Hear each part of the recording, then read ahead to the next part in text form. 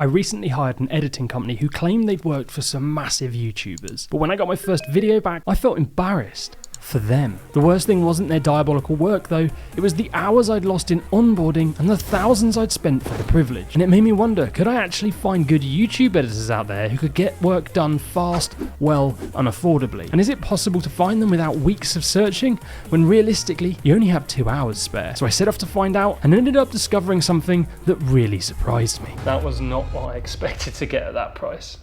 And I'm going to start the 2-hour countdown timer. That's the chair, not me. It's the chair. Where is it? Yeah. Okay, so now I need to find some editors, and because I don't know any, I'm just going to use yes, I beeped the name because this isn't about the platform. Anyway, when I've tried to hire on this website before, a massive problem hit me about 30 seconds into posting the job. Because what I did was I put my application out to everyone on the platform, which meant hundreds of people applied, and most hadn't read the description at all. So I gave myself one hell of an admin task to sort through all of the rubbish that came back. So this time I'm only going to invite the people who I think look good based on their profiles to avoid that headache. So I invited 5 that looked great and awaited their response. Okay, so one person has replied, and our conversation didn't exactly fill me with confidence.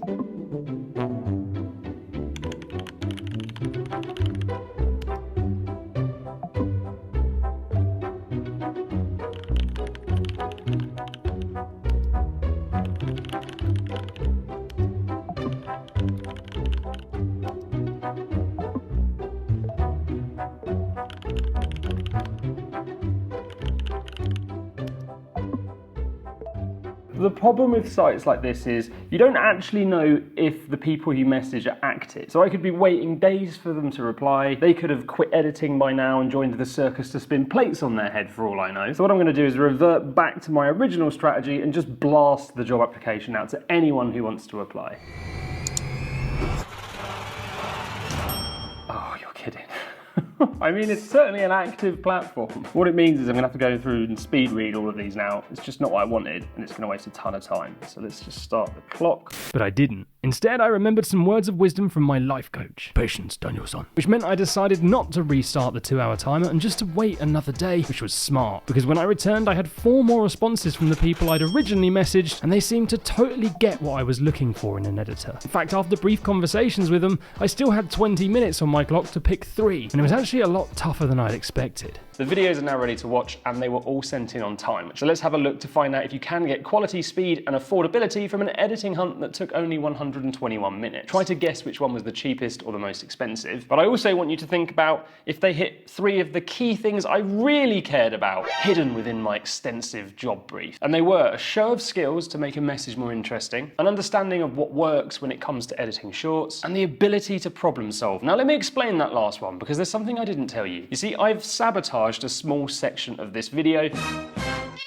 because I wanted to see how the editors dealt with problems when they were thrown at them. Would they work it out for themselves, or would they come back and need me to spoon feed them the answers? Okay, so here's the first one. We're going to watch it, then I'm going to give the feedback that I would have given the editor, which can get pretty flipping gritty. The reason that your YouTube videos could be getting less views that you might not expect. Google Cloud Vision is an AI that reads every piece of text on your thumbnail, no matter how small it is. It tries to work out what your image is, what category of content it might be in, and it can even establish where photos were taken and who the person in them is. It does this to help push the right content to the right people and to protect viewers. But why is that stopping your videos getting views? And can it impact any creator, even Mr. Beast? Well, it's because of the last thing it looks at, which you can see right here. The AI tries to work out if content is safe, and if it doesn't think it is, it shuts it down. So if it thinks your image is unsafe, or that it's so cluttered the AI finds it impossible to work out what's going on in it, it's potentially damaging your video's performance. And did you know? All right, poker face. This purple text, what they've done is they've gone and looked at my site and they've seen I use purple and green and they've tried to use it for branding, but look, it makes it really hard to read it. And really, sometimes you just need to keep it simple, like white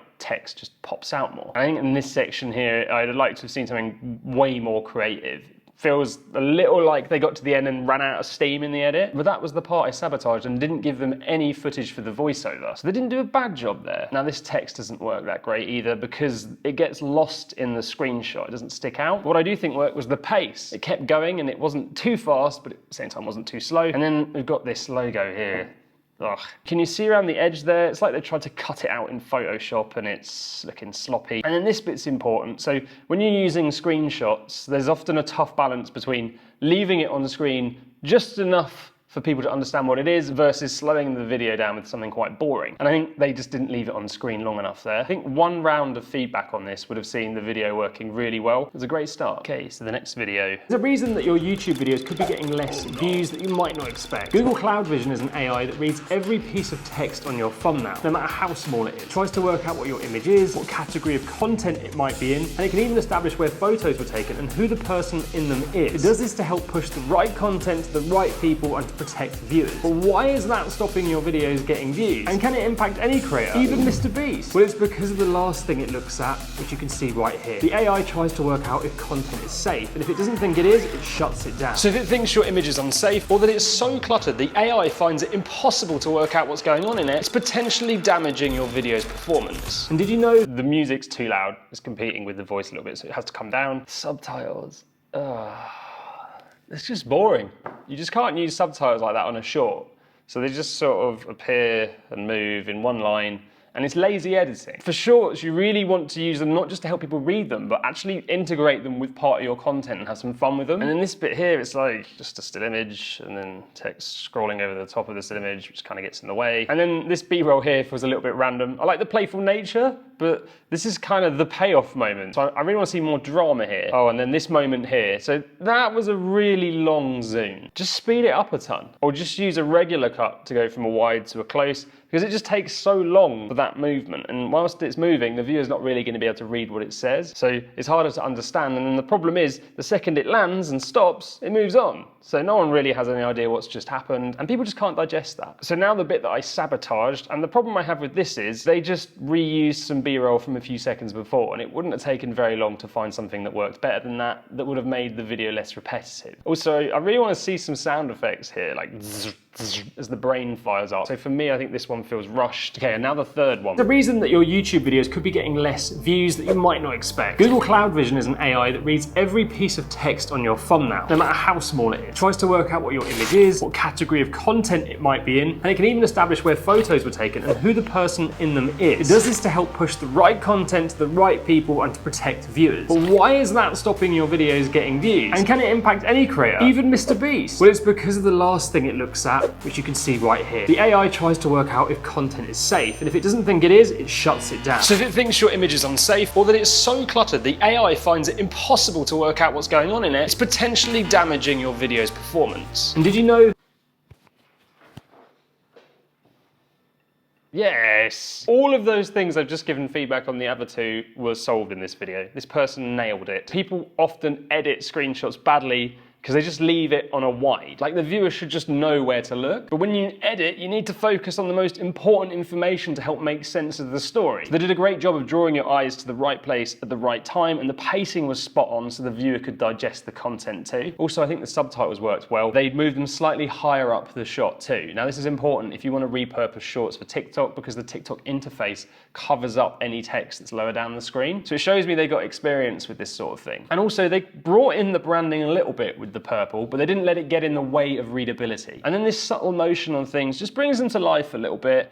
And this part here tells me the editor is willing to go above and beyond, because what they've done here is they've masked an image and then animated it behind me to give the shot depth. And that takes time. And then they've got creative with emojis too. And simply by switching between them and subtitles has made it a way more interesting watch. And now the final test that I didn't tell you about. So I've made three new YouTube channels and I've just uploaded each short to a different one. So I'm going to give them a week, and then I'm going to come back and see which one performs the best. But you're probably wondering, well, which one cost what? So let's have a look at that now. So the first video we checked out, which I'm going to give second place, came in at a whopping $25. I mean, that is incredible value. The second, which I'm going to give last place, was $145. And it definitely needed the most work doing on it. And then the last video we watched, which I'm gonna rate first place, was $65. So can you find a good editor in under 2 hours? Yes, you can.